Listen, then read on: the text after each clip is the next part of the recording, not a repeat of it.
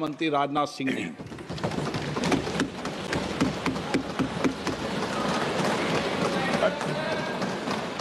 अध्यक्ष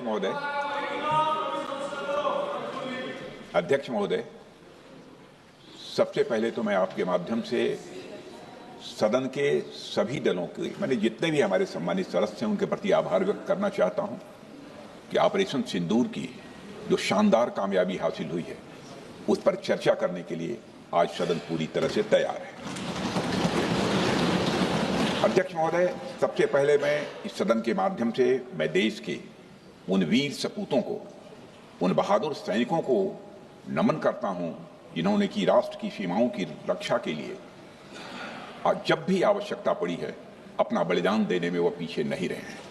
आज भी वह तैयार हैं और आज भी वह तत्पर हैं। साथ ही मैं उन सैनिकों की स्मृति को भी अध्यक्ष महोदय नमन करता हूं जिन्होंने की भारत की एकता और अखंडता सुनिश्चित करने के लिए अपना सर्वस्व बलिदान कर दिया।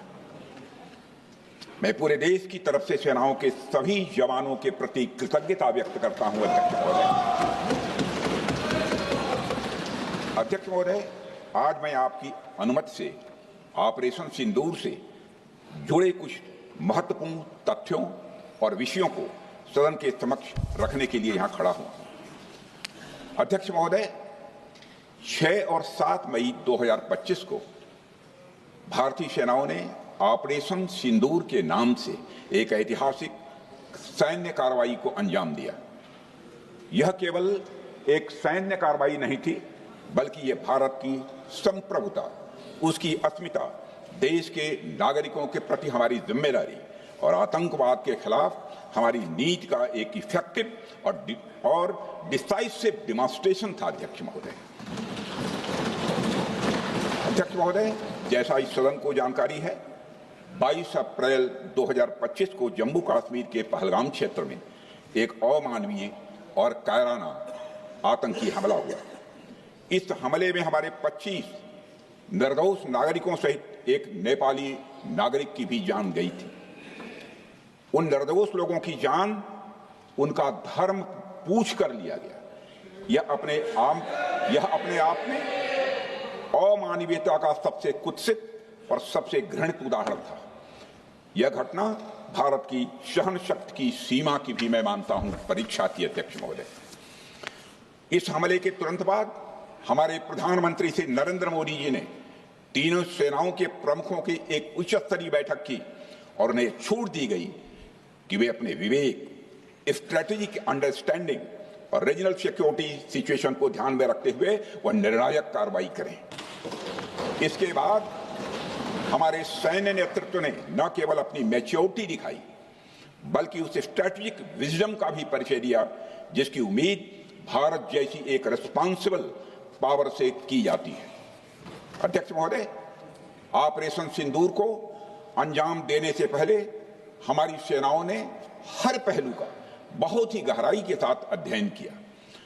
हमारे पास कई विकल्प थे, लेकिन हमने उस विकल्प को चुना जिसमें आतंकवादियों और उनके ठिकानों को अधिकतम नुकसान पहुंचे और जिसमें पाकिस्तान के आम नागरिक को कोई क्षति न होने पाए, इस बात की भी हम लोगों ने चिंता की। अध्यक्ष महोदय, हमारी सेनाओं द्वारा की गई वेल कोऑर्डिनेटेड स्ट्राइक्स ने 9 टेररिस्ट इंफ्रास्ट्रक्चर टारगेट्स को प्रिसीजन के साथ, सटीकता के साथ हिट किया और इस सैन्य कार्रवाई में एक अनुमान के अनुसार 100 से अधिक आतंकवादी, मैं बहुत संभल कर बोल रहा हूं अध्यक्ष महोदय, हमारी फिगर गलत ना होने पाए, फिगर इससे बहुत अधिक है। 100 से अधिक आतंकवादी, उनके ट्रेनर, उनके प्रशिक्षक, उनके हैंडलर लश्कर-ए तोयबा और हिजबुल मुजाहिदीन जैसे आतंकवादी संगठनों से संबंधित थे। ये वही आतंकी संगठन हैं जिन्होंने पाकिस्तान की सेना और ISI का जिन्हें खुला समर्थन प्राप्त है। अध्यक्ष महोदय, 7 मई 2025 को रात्रि 1:05 भारतीय सशस्त्र बलों ने ऑपरेशन सिंदूर प्रारंभ किया, जिसमें पाकिस्तान और पाक ऑक्युपाइड कश्मीर में भारत के खिलाफ आतंकी गतिविधियों से जुड़े 9 स्थानों को निशाना बनाया गया। इसमें पीओके के मुजफ्फराबाद में सवाई नाला और सैयदना बिलाल कैंप, कोटली में मस्जिद अब्बास व मसबर रहील शाहिद कैंप, कोटली में गुलपुर कैंप, भिम्बर में बरनाला कैंप, कोटली में अब्बास कैंप और पाकिस्तान के पंजाब प्रांत में बहावलपुर, मुरिदके और सरजाल और मेहमुना जोया शामिल थे। इनमें से 7 आतंकी शिविरों को भारतीय सेना ने पूरी तरह से नष्ट कर दिया, जबकि भारतीय वायुसेना ने मुरिदके और बहावलपुर को नेस्त नाबूद किया, जो लश्कर-ए-तोयबा और जैशे मोहम्मद के केंद्र हैं। पूरा ऑपरेशन मात्र, अध्यक्ष महोदय, जानकर पूरे सदन को प्रसन्नता होगी कि विदिन 22 मिनट्स पूरा ऑपरेशन समाप्त हो गया और हमने आतंकवादियों को उनके घर में घुसकर मारा।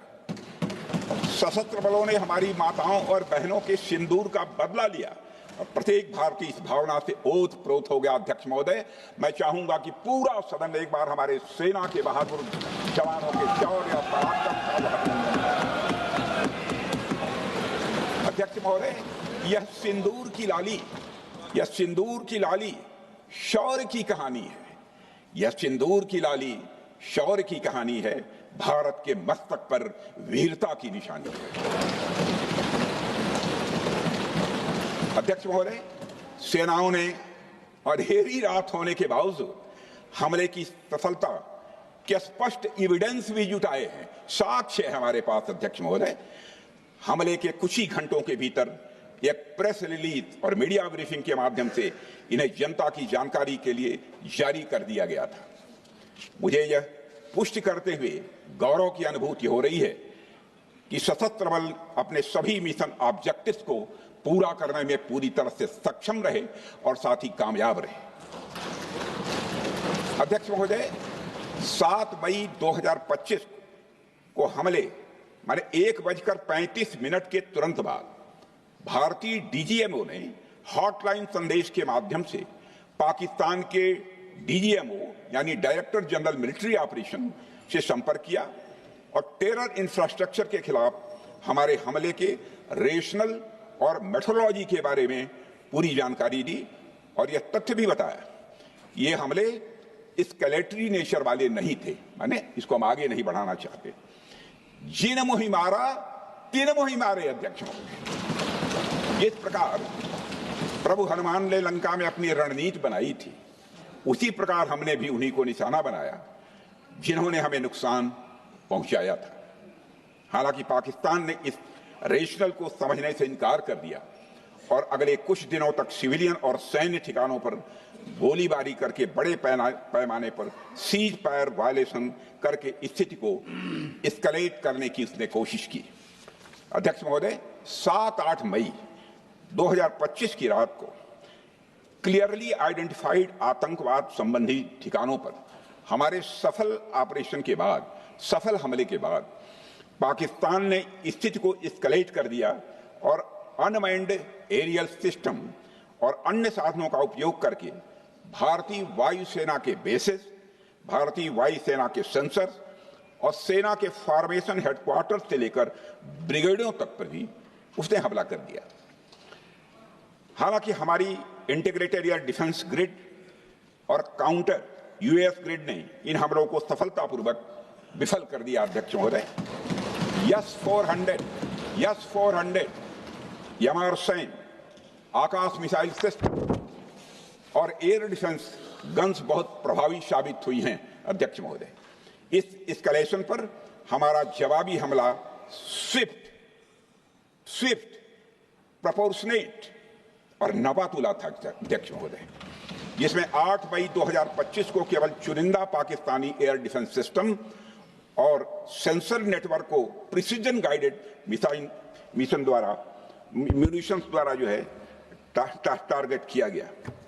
अध्यक्ष महोदय, हमारी कार्रवाई पूरी तरह से सेल्फ डिफेंस में थी, न तो वह प्रोवोकेटिव थी और न तो एक्सपेंशनिस्ट थी।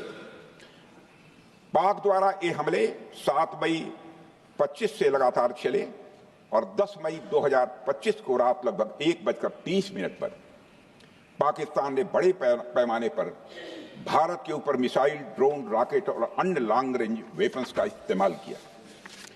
इसके साथ साथ उन्होंने इलेक्ट्रॉनिक वारफेयर से जुड़ी टेक्नोलॉजीज का भी सहारा लिया। अध्यक्ष महोदय, उनके निशाने पर हमारे भारतीय वायुसेना के अड्डे, थल सेना के एम्यूनिशन डिपोज, हवाई अड्डे और मिलिट्री कैंट थे।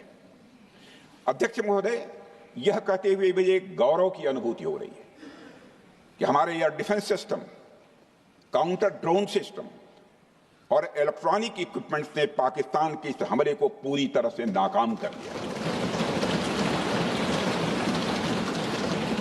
पाकिस्तान हमारे किसी भी टारगेट को हिट नहीं कर पाया अध्यक्ष महोदय, और हमारे किसी भी इंपॉर्टेंट एसेट को नुकसान नहीं हुआ है। हमारी सुरक्षा व्यवस्था अध्यक्ष महोदय चाक चौबंद थी और हर हमले को हम लोग रोका गया। मैं इसके लिए भारतीय सेना के बहादुर सैनिकों की जमकर सराहना करता हूं, जिन्होंने दुश्मन के हर मंसूबे पर पानी फेर दिया। और अपने प्रतिपक्ष के मित्रों से भी कहना चाहता हूं, एक बार फिर से भारत के सेना के जवानों का कम से कम मेज थपथपाकर उनका अभिनंदन करिए। बहुत बहुत धन्यवाद। बहुत बहुत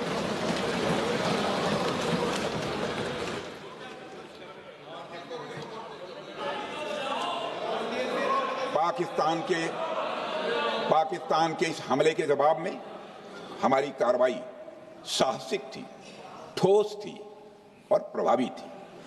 भारतीय वायुसेना ने वेस्टर्न फ्रंट पर पाकिस्तान के हवाई अड्डों, command and control systems, military infrastructures और एयर डिफेंस सिस्टम को निशाना बनाया और इस मिशन को हमारी सेनाओं ने सफलतापूर्वक अंजाम देने में कामयाबी हासिल की।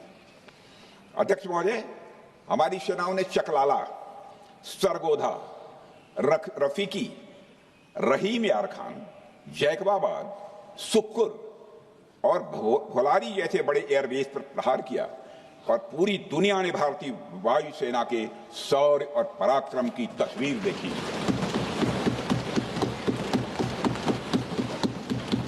अध्यक्ष महोदय, ऑपरेशन सिंदूर ट्राई सर्विसेज कोऑर्डिनेशन का एक बेमिसाल उदाहरण था। जब भारतीय वायुसेना ने आसमान से हमले किए, हमारी थल सेना ने जमीन पर मोर्चा संभाल लिया। हमारे जवान नियंत्रण रेखा पर पूरी ताकत से डटे रहे और पाकिस्तान की हर हरकत का करारा जवाब दिया। अध्यक्ष महोदय, भारतीय नौसेना ने भी, लोग पूछते हैं भारतीय नौसेना का क्या रोल था, भारतीय नौसेना ने भी उत्तरी अरब सागर में अपनी तैनाती मजबूत कर दी। भारतीय नौसैनिकों ने पाकिस्तान को यह साफ संदेश दिया कि हम समुद्र से लेकर जमीन तक पाकिस्तान के हर महत्वपूर्ण ठिकानों पर प्रहार करने में न केवल सक्षम हैं बल्कि हम तैयार हैं। अध्यक्ष महोदय, इस ऑपरेशन का मकसद टेररिस्ट कैंप्स और उनके सपोर्टर्स को टारगेट करना, उन्हें नेस्त नाबूद करना था और ये साफ संदेश देना था कि भारत आतंकवाद के विरुद्ध जीरो टॉलरेंस रखता है। भारत ने कार्रवाई इसलिए रोकी क्योंकि कॉन्फ्लिक्ट के पहले और उसके दौरान जो भी पॉलिटिकल और मिलिट्री ऑब्जेक्टिव्स तय किए गए थे उसे हम पूरी तरह से हासिल कर चुके थे। इसलिए यह कहना, यह मानना कि यह ऑपरेशन किसी दबाव में रोका गया था, यह बेबुनियाद है और सरासर गलत है।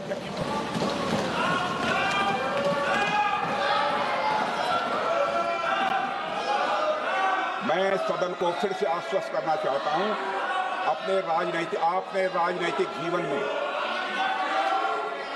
अध्यक्ष महोदय, मैं आपके माध्यम से सदन को आश्वस्त करना चाहता हूं, अपने राजनीतिक जीवन में जानबूझकर कभी भी असत्य न बोलूं, इसकी भरपूर कोशिश की है मैंने, चाहे सदन हो अथवा सदन के बाहर। अध्यक्ष महोदय, मैं आपके माध्यम से सदन को यह भी अवगत कराना चाहता हूं।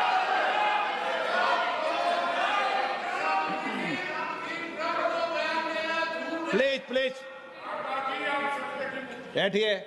आप क्यों खड़े हैं? अध्यक्ष महोदय, मैं आपके माध्यम से सदन को यह भी अवगत कराना चाहूंगा कि सीमा पार करना या वहां की टेरिटरी कैप्चर करना इस ऑपरेशन का उद्देश्य नहीं था।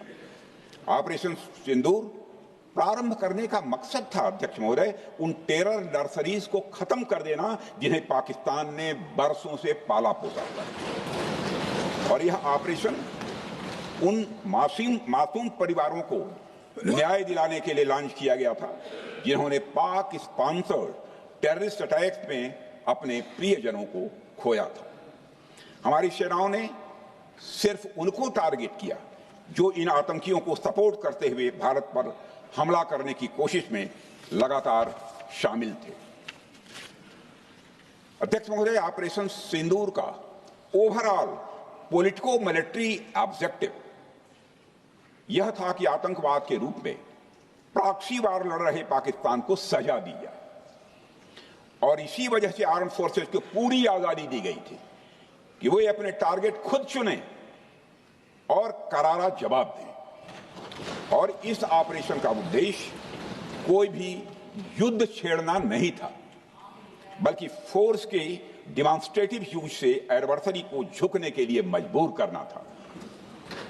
10 मई की सुबह जब भारतीय वायुसेना ने पाकिस्तान की मल्टीपल एयरफील्ड पर करारा प्रहार किया तो पाकिस्तान ने हार मान ली है अध्यक्ष महोदय, और हॉस्टिलिटी रोकने की कोशिश की। अब रोक दीजिए महाराज। उन्होंने एक कोशिश की, हमारे डीएमओ से बात की, महाराज अब रोक दीजिए, बहुत हो गया। यह पेशकश इस कैबिनेट के साथ स्वीकार की गई थी। सुने, रुकिए तो रुकिए, बता दूंगा, बता दूंगा। अब बैठ आपको मौका मिलेगा। यह क्यों रुका, इसका पहले ही मैं पूरी तरह से वर्णन कर चुका हूं अध्यक्ष महोदय। मैं नेता प्रतिपक्ष को बहुत सम्मान के साथ कहना चाहता हूं कि कृपया एक बार मेरा पूरा भाषण पूछ लें। आपको प्रश्न पूछने की पूरी आजादी है, आप पूछ सकते हैं, मैं उसका उत्तर दूंगा। अध्यक्ष महोदय, 10 मई की सुबह जब भारतीय वायुसेना ने पाकिस्तान की मल्टीपल एयरफील्ड पर करारा प्रहार किया तो पाकिस्तान ने हार मानी और हॉस्टिलिटी रोकने की उन्होंने पेशकश की। यह पेशकश इस कैबिनेट के साथ स्वीकार की गई हम लोगों के द्वारा कि यह ऑपरेशन केवल पाज किया गया है, स्थगित किया गया है। यह ऑपरेशन समाप्त नहीं हुआ है अध्यक्ष महोदय। अगर पाकिस्तान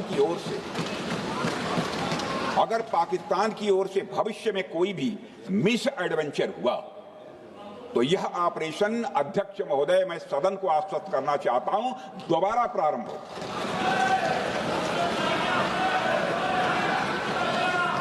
अध्यक्ष महोदय, भारतीय वायुसेना के जबरदस्त हमलों, नियंत्रण रेखा पर थल सेना की मजबूत जवाबी कार्रवाई और नौसेना के हमलों के डर ने पाकिस्तान को झुकने के लिए मजबूर कर दिया अध्यक्ष महोदय। और पाकिस्तान की हार उनकी एक सामान्य विफलता नहीं थी, बल्कि यह उसके सैन्य बल और मनोबल या दोनों की एक हार थी। 10 मई को पाकिस्तान के डीजीएमओ ने भारत के डीजीएमओ से संपर्क किया और सैन्य कार्रवाइयों को रोकने की अपील की। मैं सदन में यह बात फिर से दोहराना चाहूंगा कि पाकिस्तान के डीजीएमओ ने भारत के डीजीएमओ से संपर्क किया और सैन्य कार्रवाइयों को रोकने की अपील की।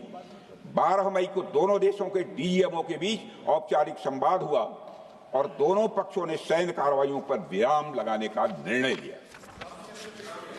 अध्यक्ष महोदय, हमारे सैनिकों का जो मनोबल, मातृभूमि की रक्षा करने का जो उनका समर्पण है, ऑपरेशन सिंदूर के दौरान उसका दर्शन 140 करोड़ से अधिक भारतवासियों ने देखा।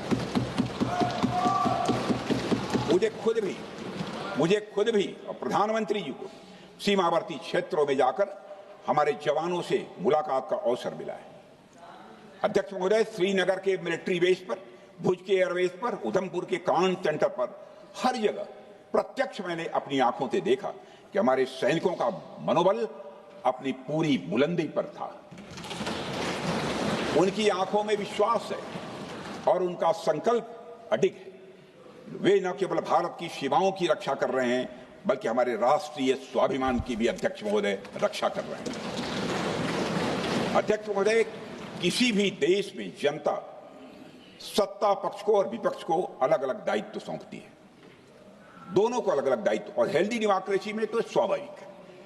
सत्ता पक्ष का काम होता है जनता के हितों को ध्यान में रखते हुए कार्य करना, और विपक्ष का काम होता है सरकार से जनता के मुद्दों से संबंधित जरूरी प्रश्न पूछना। ऑपरेशन सिंदूर क्यों शुरू किया गया, इसकी जानकारी पहले भी दी गई है और आज भी मैंने सदन को दी है। अध्यक्ष महोदय, कभी कभी हमारे प्रतिपक्ष के लोग ये पूछते रहे हैं कि हमारे कितने बीमार गिरे। मुझे लगता है उनका यह प्रश्न हमारी राष्ट्रीय जनभावनाओं का सही से प्रतिनिधित्व नहीं कर रहा है। मुझे लगता है उन्होंने एक बार भी हमसे यह नहीं पूछा कि हमारी सेनाओं ने दुश्मन के कितने विमान मार गिराए।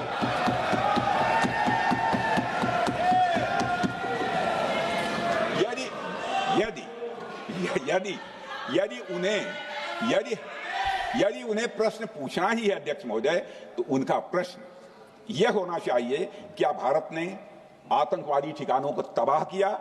तो उसका उत्तर है हाँ।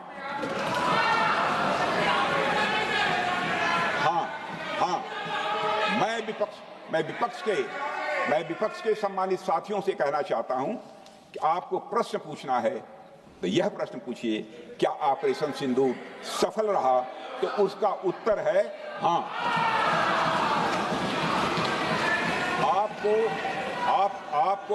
आपको प्रश्न पूछना है तो यह प्रश्न पूछिए कि जिन आतंकियों ने हमारी बहनों, हमारी बेटियों का सिंदूर मिटाया, क्या हमारी सेनाओं ने ऑपरेशन सिंदूर में उन आतंकियों के आकाओं को मिटाया? तो इसका उत्तर है हाँ। और आपको प्रश्न पूछना है तो यह पूछिए कि इस ऑपरेशन में क्या हमारे जाबाज सैनिकों को कोई क्षति हुई है? तो उसका उत्तर है नहीं। अध्यक्ष महोदय, लक्ष्य जब बड़े हो तो अपेक्षाकृत छोटे मुद्दों पर हमारा ध्यान नहीं जाना चाहिए। लक्ष्य बड़े हों तो छोटे मुद्दों पर, अपेक्षाकृत जो छोटे मुद्दे होते हैं कंपैरेटिवली, उन पर ध्यान नहीं जाना चाहिए, क्योंकि छोटे मुद्दों पर ही ध्यान देते रहने से देश की सुरक्षा और सैनिकों के सम्मान और उत्साह जैसे बड़े मुद्दों से ध्यान हट सकता है, जैसा कि विपक्ष के हमारे कुछ साथियों के साथ हो रहा है। अब चूंकि विपक्ष के मित्र ऑपरेशन सिंदूर को लेकर उचित प्रश्न नहीं पूछ पा रहे हैं, तो उन्हें मैं क्या बताऊं अध्यक्ष महोदय। मैं लगभग 4 डिकेड से अधिक समय से राजनीति में, सत्ता पक्ष हो या विपक्ष हो, अपनी पार्टी हो या दूसरी पार्टी हो, कभी भी किसी के साथ दलगत राजनीति को मैंने शत्रुतापूर्ण तरीके से जिंदगी में नहीं देखा है मैंने अध्यक्ष महोदय। इसलिए आज अगर विपक्ष प्रश्न पूछने में असफल है, मैं विपक्ष को उनके इस काम में थोड़ी सी मदद करना चाहता हूं। अध्यक्ष महोदय, मैं विपक्ष के अपने सम्मानित साथियों से ये कहना चाहता हूं कि यदि आज हम लोग सत्ता पक्ष में हैं, तो ऐसा नहीं है कि हम हमेशा सत्ता पक्ष में ही रहेंगे। यह आवश्यक नहीं है, किसी के लिए आवश्यक नहीं। एक लंबा समय हमने विपक्ष का काम किया है, एक लंबा समय हमने सरकारों से सवाल पूछने में लगाया है। जनता ने जब हमें विपक्ष में रहने का दायित्व सौंपा था, तो हमने विपक्ष में रहकर विपक्ष की भूमिका को बड़े ही सकारात्मक तरीके से निभाया भी। अध्यक्ष महोदय, विपक्ष में रहकर हमने कैसे प्रश्न पूछे, इसके कुछ उदाहरण मैं यहां रखना चाहता हूं। 1962 में अध्यक्ष महोदय, चीन के साथ हुए युद्ध में जब दुखद परिणाम आया, तो हमने उस समय की सरकार से यह पूछे थे, लेकिन वह प्रश्न यह था कि हमारे देश की धरती पर दूसरे देश का कब्जा कैसे हुआ। हमने यह प्रश्न पूछा था कि हमारी सेना और हमारी जनता अपमानित क्यों हुई।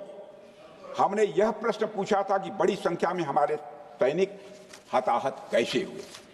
हमने यह प्रश्न नहीं पूछा कि हमारे टैंक, हमारी मशीनें, हमारी बंदूकें क्यों ध्वस्त हो गई। यह प्रश्न हम लोगों ने नहीं पूछा। मशीनों और तोपों की चिंता न करके, मशीनों और तोपों की चिंता न करके अध्यक्ष महोदय, हमने देश की टेरिटरी की चिंता की, हमने देश के सैनिकों की। इसी तरह 71 के युद्ध में, 71 के युद्ध में जब हमने पाकिस्तान को सबक सिखाया, मैं उस समय की सरकार को मैं बधाई देना चाहता हूं। हमने अपने राजनीतिक और सैन्य नेतृत्व की प्रशंसा की। हमने ये नहीं देखा कि किस दल की सरकार है, किस विचारधारा की सरकार है, इसकी चिंता नहीं की कभी। हमारे नेता अटल बिहारी वाजपेयी ने संसद में खड़े होकर उस समय के नेतृत्व की प्रशंसा की थी। हमने इस बात की खुशी जाहिर कि हमने अपने शत्रु को सबक सिखाया। हमने उस दौरान यह प्रश्न नहीं पूछा कि सबक सिखाने के दौरान में भारत के कितने प्लेन्स गिरे, भारत के कितने इक्विपमेंट्स बर्बाद हुए। यह प्रश्न अध्यक्ष महोदय उस समय भी हम लोगों ने नहीं पूछा। अध्यक्ष महोदय, यदि मैं इसे और भी प्रैक्टिकल तरीके से समझाऊं, तो किसी भी परीक्षा के परिणाम में रिजल्ट मैटर करता है। यदि किसी परीक्षा में कोई बच्चा अच्छे मार्क्स लेकर आ रहा है तो हमारे लिए उसके मार्क्स मैटर करने चाहिए। हमें इस बात का ध्यान नहीं रखना चाहिए कि एग्जाम के दौरान उसकी पेंसिल टूट गई थी या उसकी पेन खो गई।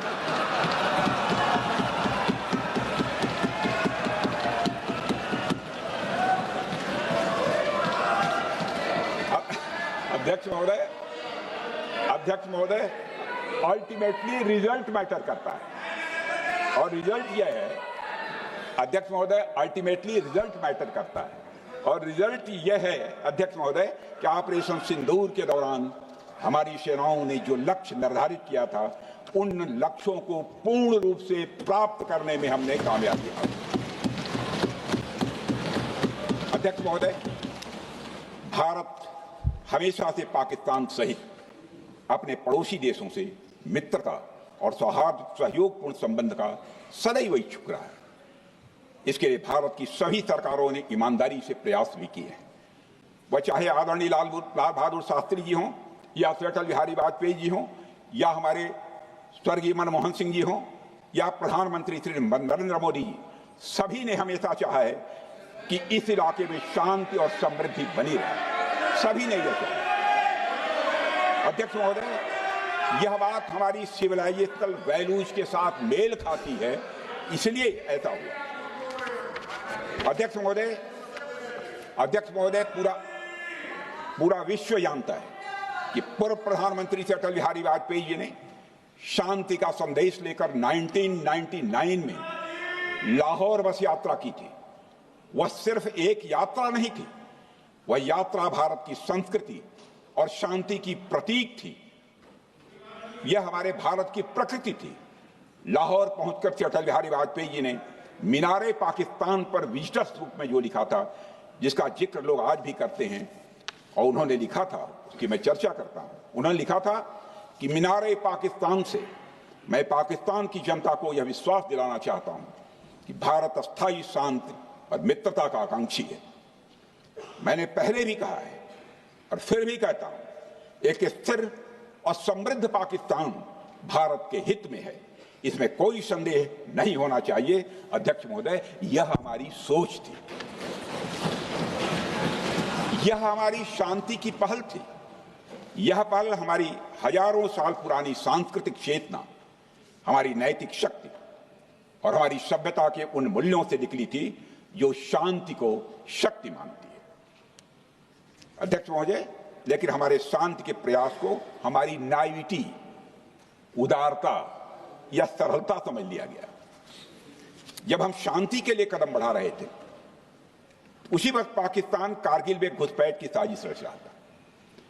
हम दोस्ती के राह पर थे तो वो षड्यंत्र की राह पर थे। जब हम मामला खुलकर सामने आया तो हमारे वीर सैनिकों ने इस घुसपैठ के खिलाफ कार्रवाई करना प्रारंभ किया, और जब भारत की जीत सामने दिखाई दे रही थी तो पाकिस्तान ने परमाणु युद्ध की धमकी दे डाली। अध्यक्ष महोदय, तब हमारे प्रधानमंत्री, तत्कालीन प्रधानमंत्री आदरणीय अटल बिहारी वाजपेयी जी ने कहा था, पाक सेना के परमाणु हमले से भारत का तो कुछ नहीं बिगड़ेगा, लेकिन पाकिस्तान दूसरे दिन का सूरज नहीं देख पाएगा।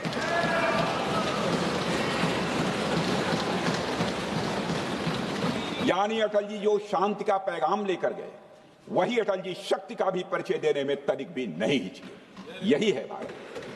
अध्यक्ष महोदय, यह सामर्थ्य का उद्घोष था। यह एक स्पष्ट संदेश था कि भारत शांति चाहता है, लेकिन अगर कोई हमारी संप्रभुता को चुनौती देगा तो उसका जवाब भी उतनी ही दृढ़ता से दिया जाएगा। अध्यक्ष महोदय, 2015 में जब हमारे प्रधानमंत्री मोदी जी ने लाहौर जाकर नवाज शरीफ से मुलाकात की, तो भारत ने फिर से दोस्ती का हाथ बढ़ाया। भारत ने फिर से दोस्ती का हाथ बढ़ाया। अध्यक्ष महोदय, हम वाकई में शांति की राह पर चलना चाहते थे, क्योंकि हमारी मूल प्रकृति बुद्ध की है, युद्ध की नहीं है। हमारी सरकार ने भी पाकिस्तान के साथ शांति स्थापित करने के अनेक प्रयत्न किए हैं, लेकिन बाद में हमने 2016 में सर्जिकल स्ट्राइक से, 2019 में बालाकोट में एयर स्ट्राइक से और 2025 के ऑपरेशन सिंदूर से हमने शांति स्थापित करने का दूसरा रास्ता अपनाया है। अध्यक्ष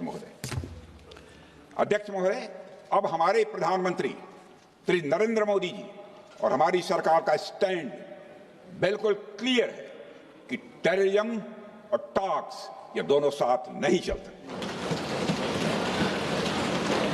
क्योंकि सभ्य मुल्कों के बीच बातचीत होती है। अध्यक्ष महोदय, लोकतांत्रिक देशों में बातचीत होती है, पर एक ऐसा देश जिसके वजूद में लोकतंत्र का एक कतरा भी न हो और सिर्फ रिलीजियस फैनेटिसिज्म, टेररिज्म और हेट्रेड अगेंस्ट इंडिया हो, उसके साथ संवाद किसी भी सूरत में नहीं किया जा सकता, क्योंकि टेररिज्म की भाषा जो अध्यक्ष महोदय होती है वह खून, डर और नफरत है, संवाद नहीं। गोलियों की आवाज में संवाद की आवाज दब जाती है। जहां खून बहता है वहां बातचीत की गुंजाइश अध्यक्ष महोदय नहीं बचती। अध्यक्ष महोदय, पाकिस्तान की वर्तमान स्थिति अब जग जाहिर है। जिस देश ने आतंक को अपनी विदेश नीति का औजार बना लिया, वह अंततः अपने ही जाल में फंस जाता है। पाकिस्तान की नीति और चरित्र को लेकर कोई भ्रम नहीं रहना चाहिए। यह एक ऐसा देश है जो वैश्विक आतंकवाद की नर्सरी है और उन्होंने इसको अपनी स्टेट पॉलिसी का भी एक आधार बनाया हुआ है। अध्यक्ष महोदय, ऑपरेशन सिंदूर के दौरान पूरी दुनिया ने देखा है कि पाकिस्तान में सरकार आतंकवादियों के लिए स्टेट फ्यूनरल का इंतजाम कर रही है और सैन्य अधिकारी भी आतंकवादियों के जनाजे में भाग लेते हैं। यह वही देश है जो सीमा पर सैनिकों से लड़ने का साहस नहीं जुटा पाता, इसलिए निर्दोष नागरिकों, बच्चों और तीर्थ यात्रियों को आतंकवाद का निशाना बनाता है। पाकिस्तान की सेना और आईएसआई आतंकवाद को एक प्रॉक्सी वार के रूप में अध्यक्ष महोदय इस्तेमाल करती हैं और उसके सहारे वे भारत को डिस्टेबलाइज करने का सपना देखती हैं। अध्यक्ष महोदय, मैं लोकतंत्र के मंदिर में खड़े होकर यह बात कह रहा हूं कि भारत को 1000 कट्स देने का सपना पालने वालों को नींद से जग जाना चाहिए। यह मोदी जी के नेतृत्व वाला नया भारत है जो आतंकवाद के खिलाफ किसी हद तक जा सकता है।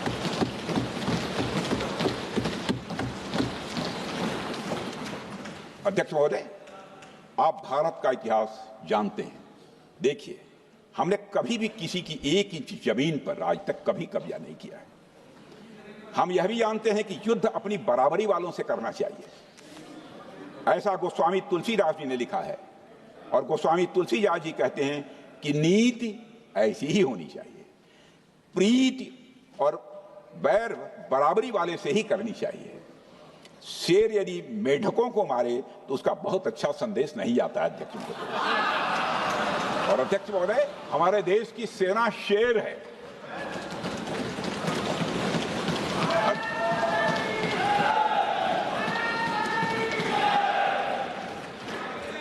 अध्यक्ष महोदय, पाकिस्तान जैसा देश जो साइज, सामर्थ्य, शक्ति और समृद्धि में हमारे आसपास भी नहीं है, उस मुल्क से कैसा मुकाबला?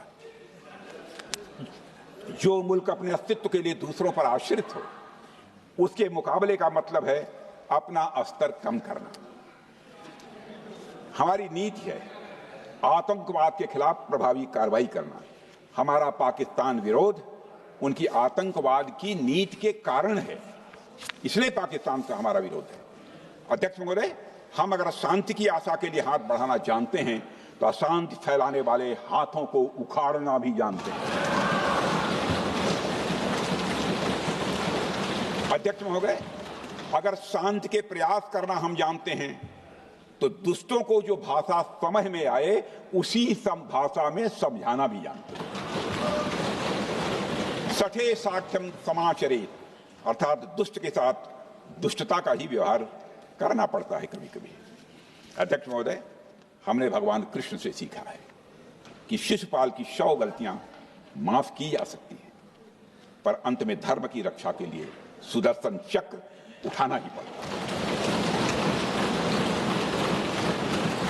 हमने पार्लियामेंट का अटैक सहा है अध्यक्ष महोदय, 2001 का मुंबई अटैक सहा है, झेला है, लेकिन अब हमने कह दिया है इनफ इज इनफ। अब हमने सुदर्शन चक्र उठा लिया है अध्यक्ष महोदय। अध्यक्ष महोदय, हमारी प्रवृत्ति भगवान राम और भगवान कृष्ण से प्रेरित है, जो हमें शौर्य भी सिखाती है और धैर्य भी सिखाती है। इस सीख का अध्यक्ष महोदय, इस सीख का हम प्रधानमंत्री नरेंद्र मोदी जी के नेतृत्व में हमारी विदेश और अपनी रक्षा नीति में सीधा प्रयोग कर रहे हैं। आज भारत पहले दोस्ती का हाथ बढ़ाता है, लेकिन अगर कोई देश धोखा दे तो उसकी कलाई भी मरोड़ना जानता है। अध्यक्ष महोदय, हमारी नीति स्पष्ट है कि हमने एक समय लाहौर बस यात्रा की भाषा में बात की थी, तो पाकिस्तान ने हमारी उस भाषा को नहीं समझा, तो अब हम उन्हें बालाकोट स्ट्राइक की भाषा में जवाब देंगे। अध्यक्ष महोदय, भारत के लिए शांति हमारी प्रायोरिटी है, हमारी प्राथमिकता है और हमारी शक्ति उसका आधार है। भारत के लिए शांति प्राथमिकता है और हमारी शक्ति उसका आधार है। यह शक्ति हमारे सामर्थ्य से पैदा हुई है अध्यक्ष महोदय, और यह सामर्थ्य पिछले 11 साल में कई गुना बढ़ गया है। मैं ये नहीं कहता हूं पहले नहीं था, पहले था, लेकिन अब कई गुना बढ़ गया है। आज भारत विश्व की चौथी सबसे बड़ी अर्थव्यवस्था है और अभी आई मॉर्गन स्टैनली के रिपोर्ट के मुताबिक 2028 तक विश्व की तीसरी सबसे बड़ी अर्थव्यवस्था बनने की ओर भारत चल रहा है।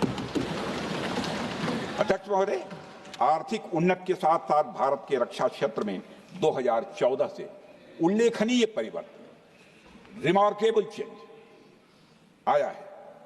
आज का भारत डिफेंस सेक्टर में आत्मनिर्भरता, सेल्फ रिलायंस और स्वदेशी उत्पादन की दिशा में तेजी से आगे बढ़ रहा है।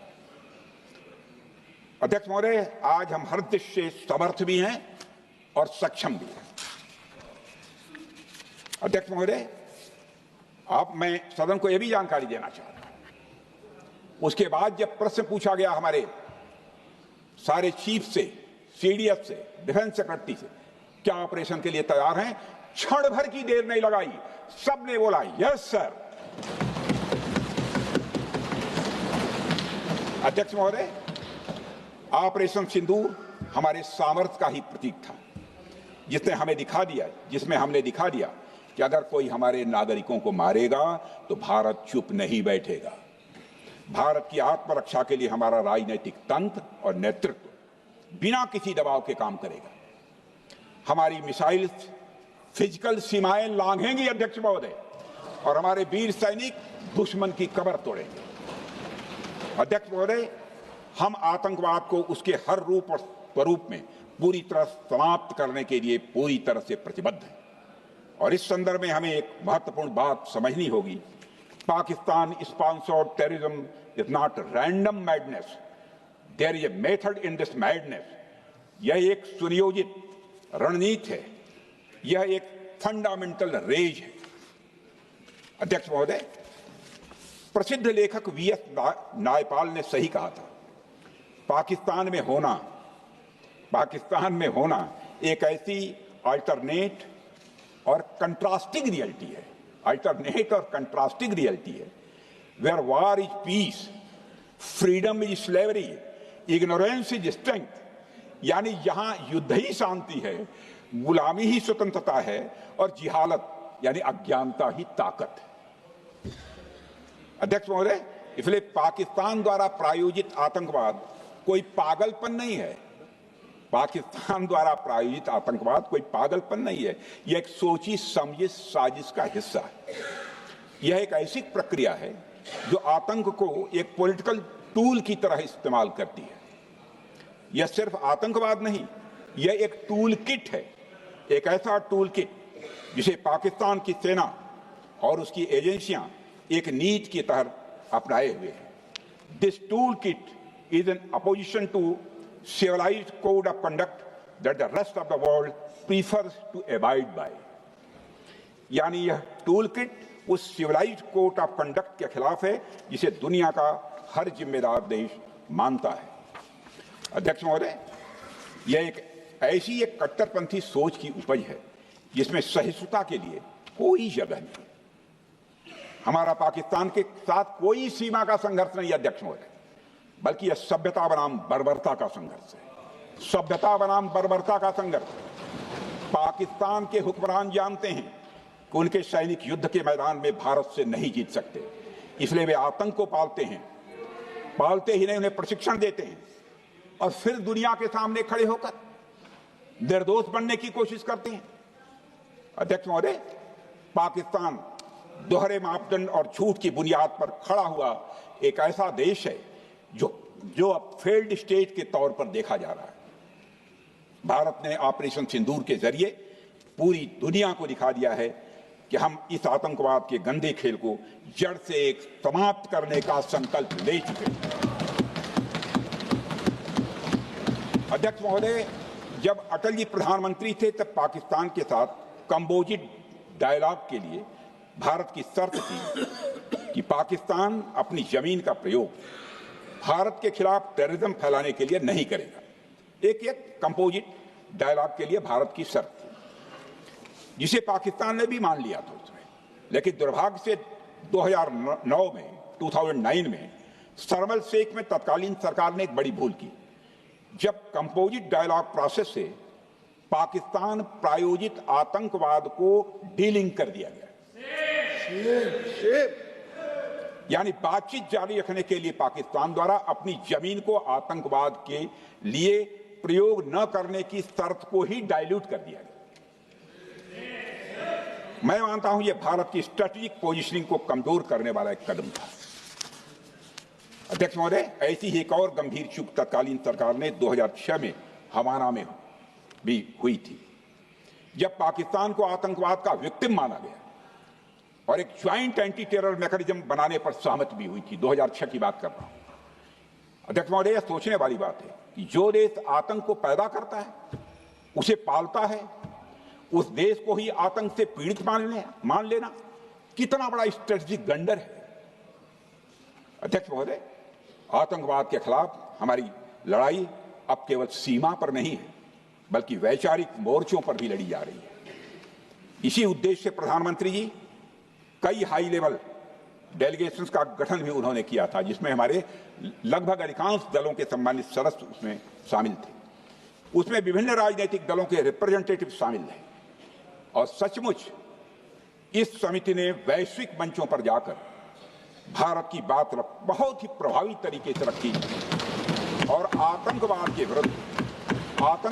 विरुद्ध वैश्विक समर्थन को उन्होंने मजबूत किया। अध्यक्ष महोदय, मैं उन सभी डेलीगेशन के सम्मानित सदस्यों के प्रति शीश झुकाकर आभार व्यक्त करना चाहता हूं, जिन्होंने भारत का आतंकवाद के खिलाफ स्टैंड तथा जीरो टॉलरेंस की पॉलिसी और ऑपरेशन सिंदूर के बारे में दुनिया के देशों को सही तरीके से अवगत कराया, प्रभावी तरीके से अवगत कराया। अध्यक्ष महोदय, ऑपरेशन सिंदूर को लेकर सर्वदलीय बैठक भी हुई। I am very happy to tell the house I am very happy to tell the House that during Operation Sindoor, all the political parties of the country kept aside all ideologies and differences and showed solidarity with the nation, with the soldiers and with the government. फिर इसके लिए आभार व्यक्त करता हूं। मुझे लगता है यही इस देश के लोकतंत्र की खूबसूरती है। अध्यक्ष महोदय, जैसा कि हमारे माननीय प्रधानमंत्री मोदी जी ने भी कहा है कि ऑपरेशन सिंदूर अभी रुका है, समाप्त नहीं हुआ है। यदि आवश्यकता पड़ी, यदि पाकिस्तान फिर किसी नापाक हरकत की कोशिश करता है तो हम और भी कठोर और निर्णायक कार्रवाई करने के लिए तैयार हैं। अध्यक्ष महोदय, ऑपरेशन सिंदूर के माध्यम से पाकिस्तान के मन में भारत को लेकर जो बहुत बड़ी गलतफहमी थी वह हमने दूर कर दी है। और मेरी दूर थोड़ी बहुत बची यदि भई होगी तो उसको भी दूर कर देंगे। अध्यक्ष महोदय, मुझे महाकवि राष्ट्र कवि रामधारी सिंह जी दिनकर की कुछ पंक्तियां याद आती हैं। अध्यक्ष महोदय, क्षमाशील हो रिपु समक्ष, तुम हुए बिनत जितना ही, दुष्ट कौरवों ने तुमको कायर समझा उतना ही। अध्यक्ष महोदय, भारत ने न केवल अपनी सैन्य क्षमता का प्रदर्शन किया, बल्कि अपनी राष्ट्रीय दृढ़ता, नैतिकता और राजनीतिक कुशलता का भी परिचय दिया है। भारत अब किसी भी आतंकी हमले का निर्णायक और स्पष्ट उत्तर देगा। अध्यक्ष महोदय, हमने एक नई लक्ष्मण रेखा खींच ली है। अब आतंकवाद को आश्रय और समर्थन देने वालों को कोई शरण नहीं मिलेगी। और अध्यक्ष महोदय, भारत किसी भी तरह के न्यूक्लियर ब्लैकमेलिंग या दबावों के आगे अब झुकने वाला नहीं है।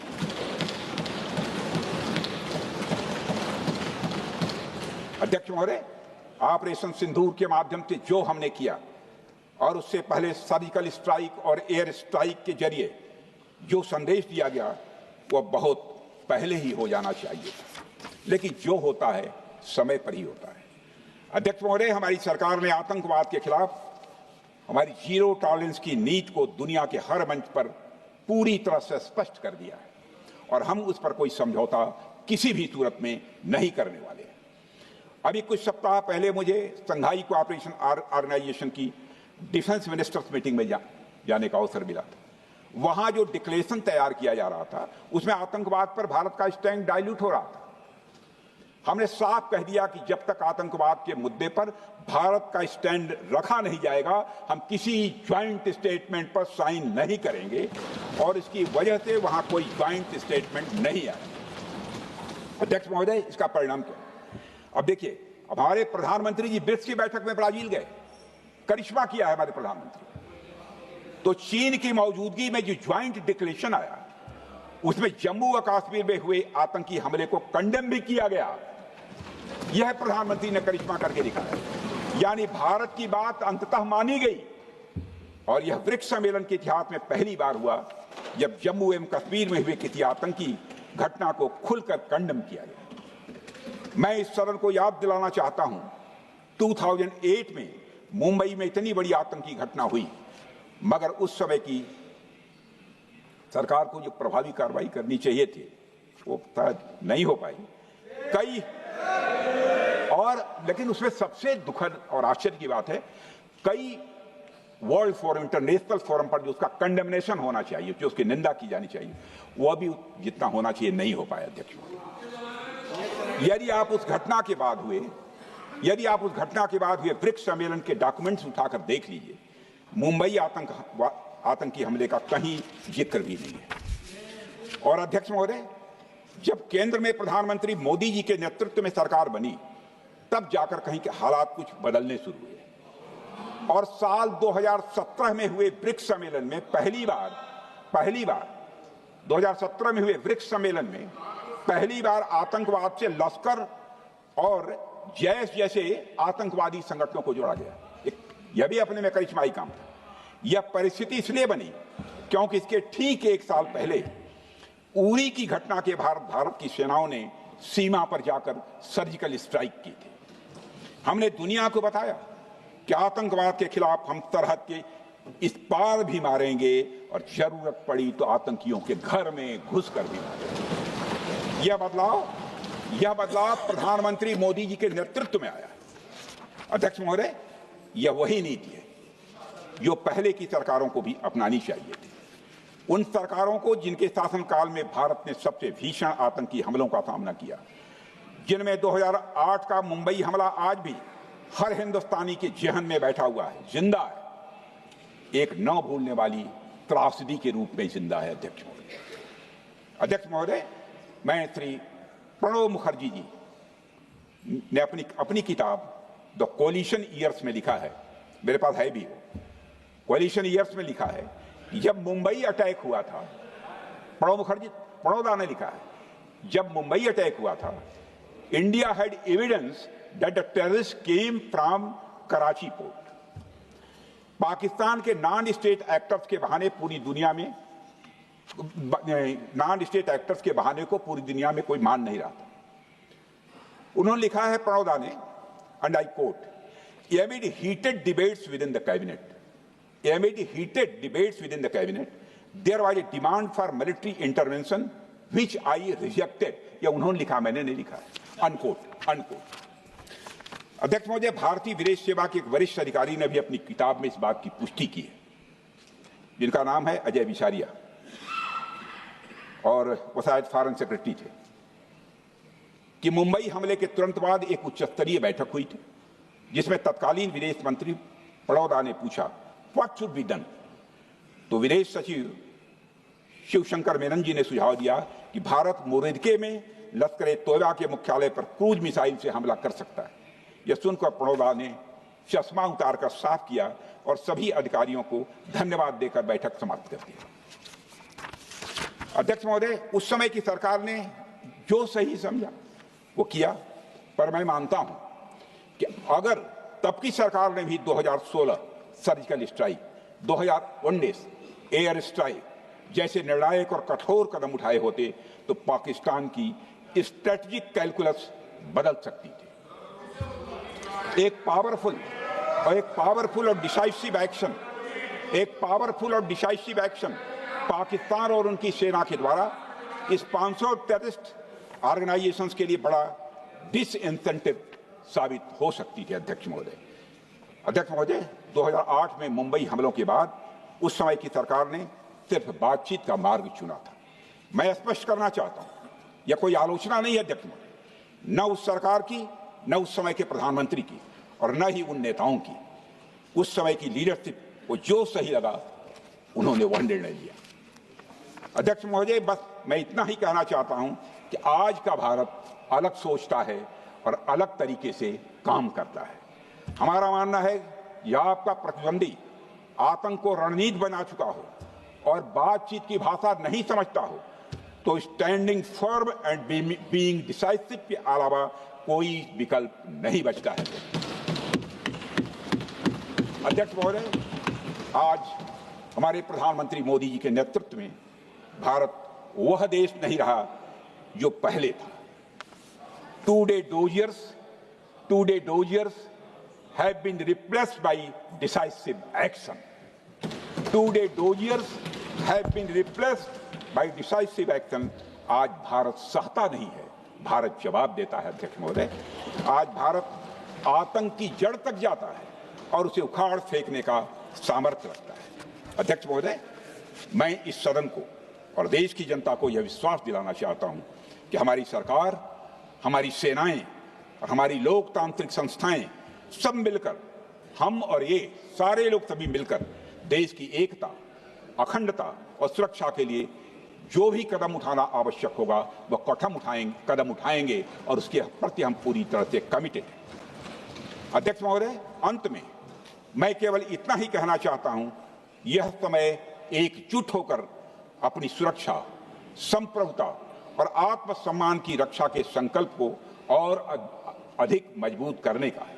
हमें यह याद रखना होगा कि हमारी सामाजिक और राजनीतिक एकता ही यह हमारी सबसे बड़ी ताकत है। अध्यक्ष महोदय, आतंकवाद को समर्थन देने वालों को यह स्पष्ट संदेश चला गया है कि भारत अपनी मातृभूमि की रक्षा के लिए पूरी तरह से संकल्पबद्ध है। आइए हम सभी दलगत भाव से ऊपर उठकर संगवरध्वम के मंत्र से प्रेरणा लेकर एक साथ खड़े हो जाएं और हम इस राष्ट्रीय संकल्प को मजबूत करें। यही हम सबका राष्ट्रीय दायित्व है। और इन्हीं शब्दों के साथ अध्यक्ष महोदय, आपने मुझे विचार रखने का अवसर दिया।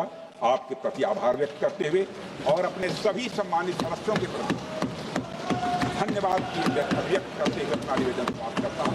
सबने शांतिपूर्वक बात। श्री गौरव गोगोई।